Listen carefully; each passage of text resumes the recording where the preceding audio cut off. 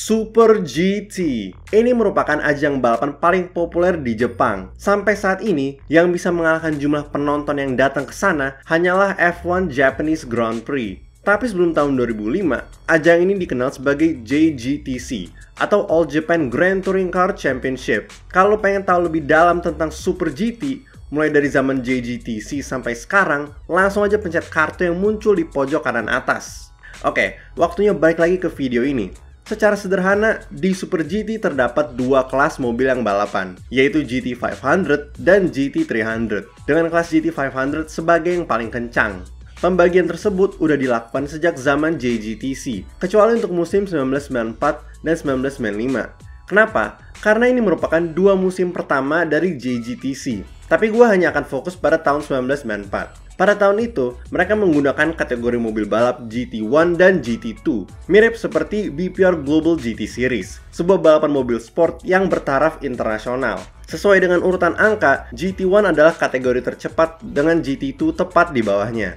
Terdapat berbagai macam mobil yang digunakan pada musim ini, terutama untuk kelas GT1, mulai dari yang domestik seperti Nissan Skyline R32 GTR dan Toyota Supra A80, sampai yang dari luar seperti Ferrari F40 dan yang akan gue bahas hari ini, Porsche 962C yang digunakan oleh tim Taycan. Kenapa mobil ini spesial? Karena dulu 962C adalah mobil prototipe yang digunakan pada kelas Grup C di World Sports Car Championship.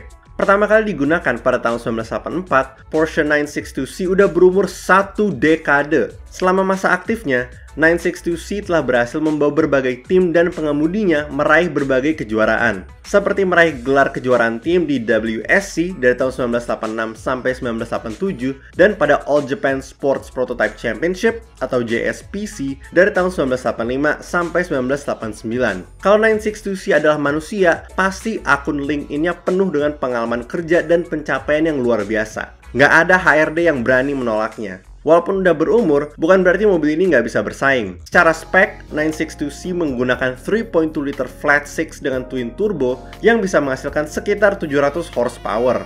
Tapi gue nggak bisa nemu jumlah tenaga pastinya saat di JGTC, karena setiap mobil, termasuk ini, menggunakan turbo restrictor yang membatasi jumlah tenaga yang dihasilkan supaya persaingannya tetap sengit.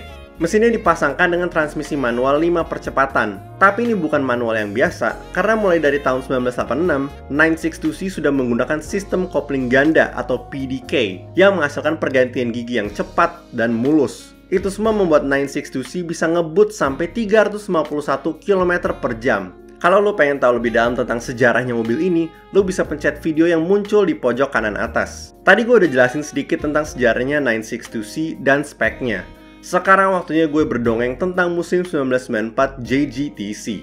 Pada saat itu, terdapat 5 ronde yang diselenggarakan dalam kejuaraan ini, mulai dari Fuji Speedway, Sendai Highland Circuit, Fuji Speedway lagi, Sportsland Sugo, dan Mine Circuit. Anehnya, 962C tim Taycan hanya digunakan pada balapan pertama, ketiga, dan kelima. Kenapa mereka memilih untuk menggunakannya pada balapan ganjil? Nggak tahu, tanya yang mau tanya saya.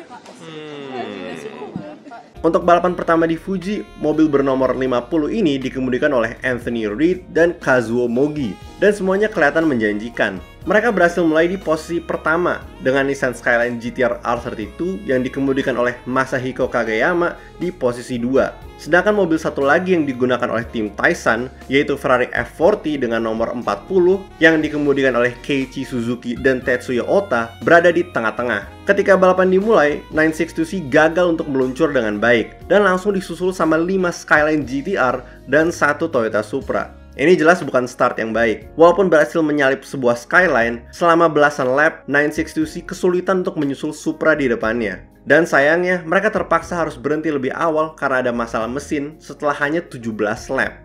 Kemudian untuk balapan kedua di Sendai, seperti yang gue bilang, tim Taycan tidak menggunakan 962C, hanya Ferrari F40 nomor 40. Tapi ketika balapan ketiga, semuanya akan berubah. Anthony Reid sekarang ditemani oleh Masahiko Kondo untuk mengemudikan Porsche 962C. Selain itu, sekarang mereka menggunakan 962C yang berbeda. Kalau di balapan pertama bernomor 50, yang ini bernomor 35. Kualifikasi untuk ronde ketiga berujung positif untuk tim Taishan. Mereka berhasil mengamankan posisi 1 dengan 962C dan posisi 2 dengan F40. Sayangnya, kesalahan yang sama terulang kembali dengan 962C yang gagal untuk meluncur dengan baik dan dikepung oleh banyak skyline. Untungnya, F40 berhasil mengambil posisi 1 pada belokan pertama. Walaupun bukan start yang ideal, secara perlahan 962C berhasil menyalip setiap skyline yang ada di depannya. Akhirnya sampai di posisi 2, tepat di belakang F40. Nggak butuh waktu lama, 962C berhasil menyusul F40 dan mempertahankan posisi 1 sampai finish. Ini menandakan kemenangan pertama untuk Reed dan Kondo, serta kemenangan pertama bagi tim Taishan dan Porsche 962C. Ini merupakan hasil yang luar biasa. Pada balapan keempat di Sugo, tim Taishan sekali lagi hanya menggunakan F40. Tapi ini merupakan salah satu balapan paling seru di musim ini, dengan persaingan ketat di kelas GT1 dan GT2. Kalau pengen tahu lebih lanjut, kasih tau di kolom komen ya, dan nanti akan gue coba buat videonya.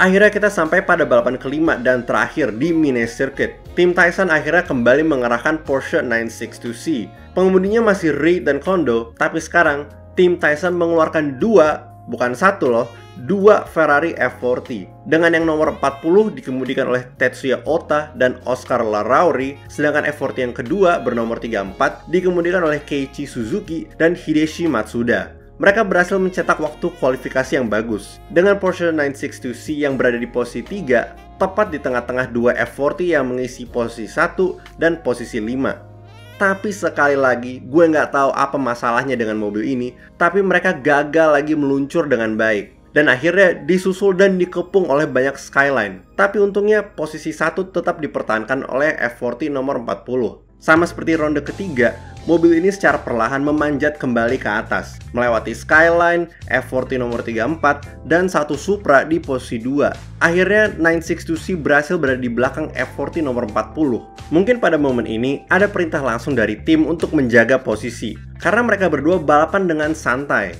Akhirnya pada lap terakhir, 962C berhasil finish di posisi 2. Ini merupakan musim yang lumayan bagus bagi tim Taishan dengan Porsche 962C. Sayangnya, mobil ini hanya digunakan pada musim 1994 yang menurut gue agak aneh sih. Karena di tahun 1995, JGTC masih menggunakan kelas GT1 dan GT2. Jadi seharusnya mobil ini masih bisa digunakan. Teori gue adalah, mungkin karena udah berumur, jadi nggak ada tim yang tertarik untuk make.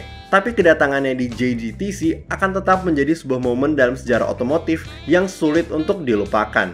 Oke guys, sampai situ dulu untuk video kali ini. Tahun 1994 merupakan musim yang cukup unik di JGTC, karena terdapat berbagai jenis mobil, termasuk 962C yang ikut berpartisipasi. Jadi, gimana pendapat lo tentang kisah ini? Apakah lo jadi semakin tertarik untuk mempelajari tentang Porsche 962? Kalau iya, langsung aja pencet video yang ada di pojok kanan atas. Kalau kalian suka video kali ini, jangan lupa untuk like. Kalau nggak suka, silahkan dislike. Dan kalau suka banget, kalian bisa subscribe dan pencet tombol join di bawah untuk menjadi member. Makasih banyak guys!